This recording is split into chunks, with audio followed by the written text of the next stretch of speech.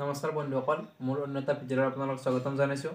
আজিৰ ভিডিঅ'টো হ'বলৈ গৈছে মোষ্ট ৰিকুৱেষ্টেড ভিডিঅ' যিটো তোমালোকে বিচাৰিছিলা যে এক্সাম হলত কেনেদৰে টাইম মেইনটেইন কৰিব লাগে, সেইটো হওক বা অসমীয়া বিষয় বা ইংৰাজী বা যিকোনো বিষয়তে তোমালোকে কেনেদৰে এক্সাম হলত লিখিবা, বহিখন ভালদৰে ডিচিপ্লিনত লিখিবা আৰু কেনেদৰে পৰীক্ষকে তোমালোক নম্বৰ দিব ভালদৰে লিখিলে, সেইটো আজি আমি আলোচনা কৰিম।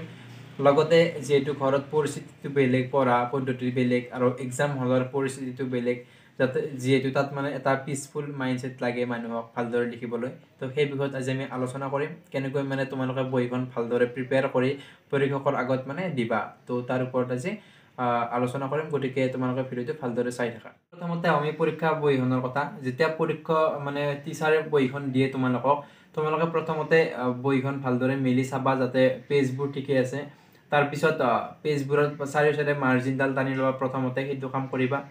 আৰু দ্বিতীয়তে তোমালোকে নিজৰ যিবোৰ নাম, ৰেজিষ্ট্ৰেশ্যন, ৰোল নাম্বাৰ, তো সেইবোৰ তোমালোকে ভালদৰে লিখিবা। আৰু প্ৰথমে নিলিখিবা, পৰীক্ষকে যেতিয়া তোমালোক কেতিয়াবা টিচাৰে কৈ দিয়ে যে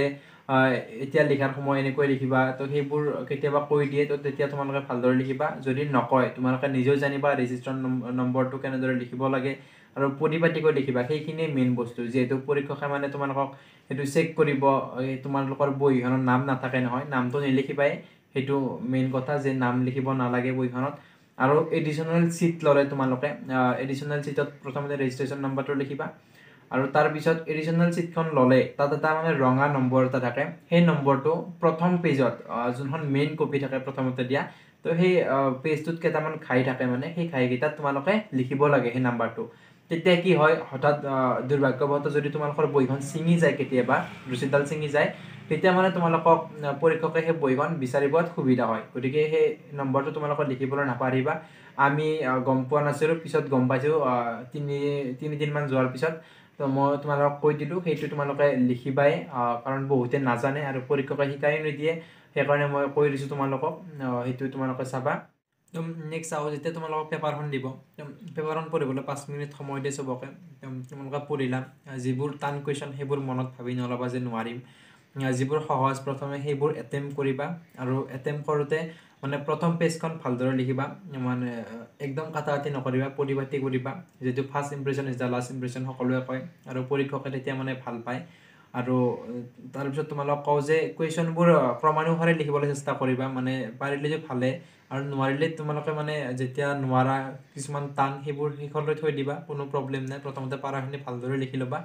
আৰু এনেকুৱা নহয় যে যিবোৰ পাৰা 2 নম্বৰ আছে ধৰা কোনোবা এটা কুৱেশ্যনত, তো তোমালোকে যদি পাৰা সেইটোত 1 পেজ লিখিলা, তেনেকুৱা নহয়। তেনেকুৱা কৰিলে টাইম মেনেজমেণ্টত তোমালোকৰ টাইম বেছি লাগি যাব পেপাৰখন ছল্ভ কৰোঁতে। তো তোমালোকে তেনেকুৱা একদম নকৰিবা। 2 নম্বৰৰ কাৰণে যিখিনি উপযুক্ত তোমালোকে নিজেও গম পোৱা যে 2 নম্বৰৰ কাৰণে 3-4 লাইনেই বেষ্ট, তো সেনেকুৱাই কৰিবা। 5 লাইনতো যদি পাৰা 10 পেজমান নিলিখিবা, 5 নম্বৰটো খুব বেছি 4 পেজমান, 3-4 পেজমান লিখিলে হৈ যায়, যিহেতু পাঠকেইখন তাত সৰু তোমালোকে গমেই পাবা। আৰু তাৰপিছত তোমালোকক মই আৰু এটা কথা কওঁ যে যেতিয়া তোমালোকে এনচাৰটো এটেম্প কৰা, তোমালোকে কেনেকৈ লিখা, যে প্ৰশ্নটোৰ 1 নম্বৰ দিয়া, 2 নম্বৰ দিয়া, তাতকৈ তোমালোকে এনেকৈ লিখিবা যে এনচাৰ টু দ্য কুৱেশ্যন নং 1, সেইটো লিখি পেলাই এনচাৰ লিখিবা। তাৰপিছত এনচাৰ টু দ্য কুৱেশ্যন নং 2 এনেকৈ লিখিবা। আৰু কিন্তু অসমীয়া বিষয়খনৰ কথা কওঁ, তোমালোকে অসমীয়া বিষয়খনত ইংৰাজী টাৰ্ম ইউজ নকৰিবা। তোমালোকে অসমীয়া বিষয়খনত লিখিবা যে 1 নং প্ৰশ্নৰ উত্তৰ, 2 নং প্ৰশ্নৰ উত্তৰ, 3 নং প্ৰশ্নৰ উত্তৰ, তো এনেদৰে লিখিবা তোমালোকে। সেইটো মই ক'লোঁ তোমালোক, তেতিয়া বহিখন ভাল দেখা হয়। আৰু তোমালোকে কোনো এটা কুৱেশ্যন এনচাৰ শেষ কৰি কিনে মাৰ্জিন টান আছে সেইটো কৰি থাকিব নালাগে, কাৰণ তাত বহুত টাইম ৱেষ্ট হয়। তোমালোকে অলপমান ঠাই এৰিবা, তাৰপিছত নেক্সট আকৌ ষ্টাৰ্ট দিবা নেক্সট এনচাৰ লিখোঁতে, তেনেকুৱা কৰিবা। তাৰপিছত আকৌ এনচাৰ লিখাৰ উপায় পদ্ধতিবোৰ, তোমালোকে যিটো টাইম মেনেজমেণ্টত গুৰুত্ব দিব লাগে, টাইম মিলিব লাগে, তোমালোকে বস্তুবোৰ পেৰেগ্ৰাফত লিখিবা। ফাৰ্ষ্ট এটা পেৰেগ্ৰাফ লিখিবা 7 লাইন 8 লাইনমান, তাৰপিছত আকৌ নেক্সট পেৰেগ্ৰাফ ষ্টাৰ্ট দিবা। তেনেকৈ লিখিলে পৰিপাটিও দেখা হয় আৰু নম্বৰো পায়। আৰু লগতে তোমালোকে যিমান পাৰা পইণ্টত লিখিব চেষ্টা কৰিবা বস্তুবোৰ, আলোচনা টাইপত নিলিখিবা। Point 1 number point, 2 number point, এনেকৈ লিখিলে 5 নম্বৰী কুৱেশ্যনত যদি 5-6টা পইণ্টত লিখিব পৰা নহয়, অলপ ডাঙৰ ডাঙৰকৈ পইণ্টকেইটা, তেতিয়া তোমালোকে পইণ্টকেইটাৰ হেডিং দি লিখিব পাৰিলেতো আৰু ভাল হয়। তেনেকৈ যদি 5টামান পইণ্ট লিখিব পাৰা, 5-6টা, তেতিয়া 5 নম্বৰ সম্পূৰ্ণকৈ পায়। আৰু তেনেকুৱা কৰিবা তোমালোকে, মই ভালদৰে কৈছোঁ যে তেনেকুৱা কৰিবা, যিহেতু পৰীক্ষকে তেনেকৈ বেছি ভাল পায় আৰু নম্বৰ দিবলৈও সুবিধা হয়। দীঘল পেপাৰ যেহেতু অসমীয়াৰ ক্ষেত্ৰত এটা কথা কওঁ যে তোমালোকৰ শ্বৰ্ট কুৱেশ্যনবোৰ ভালদৰে বাছি ল'লা যে কোনকেইটা লিখিবা সেইকেইটা লিখি কিনে 2 নম্বৰী কেইটা প্ৰথমে সলভ কৰি ল'বা তাৰপিছত প্ৰসংগ সংগতি দৰ্শাই ব্যাখ্যা কৰা বা 5 নম্বৰী কুৱেশ্যনত বেছি টাইম ৱেষ্ট নকৰিবা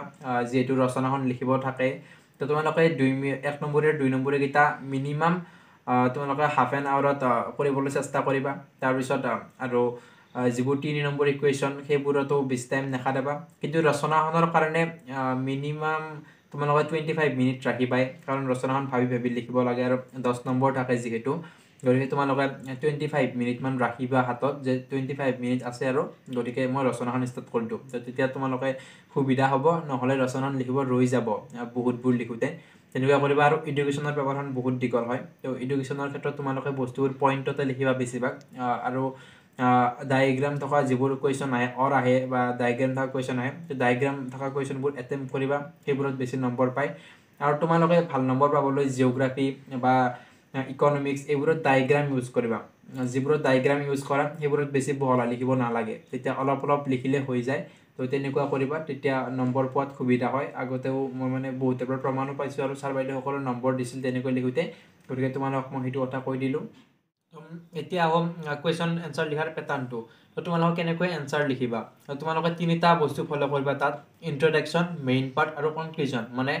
তোমালোকে কুৱেশ্যন এনচাৰটো লিখোঁতে মানে এইটো লং কুৱেশ্যনৰ ক্ষেত্ৰত কৈছোঁ যে এনচাৰটো লিখোঁতে তোমালোকে প্ৰথমতে পৰিচয়টো দিবা যে কি লিখিব বিচাৰিছা তাৰপিছত মেইন পাৰ্টখিনি লিখিবা যে বস্তুটো কিহৰ ওপৰত কুৱেশ্যনটো সুধিছে আৰু এনচাৰটো কি লিখিছা তাৰপিছত কনক্লুজনটো লিখিবা যে উপৰোক্ত ধৰণে আলোচনা কৰা বস্তুটো এনেকুৱা তো তোমালোকে সেইটো পেটাৰ্ণ ফ'ল' কৰিবা তেতিয়া নম্বৰ পোৱাত সুবিধা হয় লগতে মই আৰু এটা কথা কওঁ যে যেতিয়া তোমালোকৰ কেতিয়াবা টাইম নিমিলিব পাৰে শেষৰ ফালে কিছুমান কুৱেশ্যন এনচাৰ ৰৈ যায় তো তেতিয়া তোমালোকে মেইন বস্তুখিনি লিখি থৈ আহিবা মানে মেইন 5টামান পইণ্ট থাকে নহয় চব বস্তুৰে গমে পোৱা তো পইণ্ট অনুযায়ী 5টামান পইণ্ট লিখি থৈ আহিবা তেতিয়া তোমালোকে 5ৰ ভিতৰত 3 নাইবা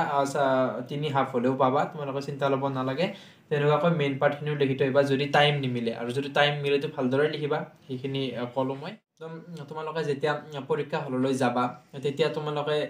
নিজৰ বন্ধুবোৰক লগ পাবা আৰু বন্ধুবোৰক নুসুধিবা যে তোমালোকে কি পঢ়িছা কাৰণ তেওঁলোকে কিবা বেলেগ প্ৰিপেয়াৰ কৰিব তোমালোকে কিবা বেলেগ প্ৰিপাৰেশ্যন কৰিবা তেতিয়া তেওঁলোকে যদি কিবা অলগতিয়াল পঢ়ে তেতিয়া